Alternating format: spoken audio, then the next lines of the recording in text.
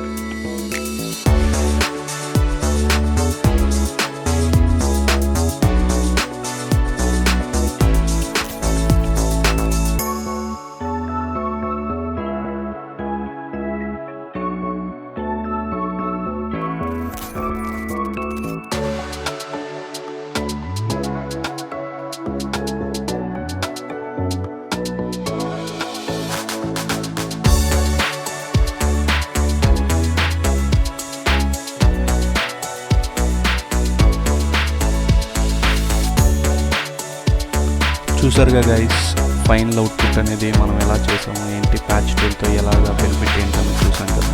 చూసారా, మన final output అనేది ఆల్మోస్ట్ వచ్చేసినట్టే. దీన్ని బట్టి మనం ఈజీగా ప్యాచ్ టూల్తో ఏమైనా పింపుల్స్ మొహం మీద ఉన్నా సరే, ఏమైనా డార్క్స్ ఉన్నా సరే సింపుల్ వేలో అనేది మనం ఇలా తీసేయచ్చు అన్నమాట.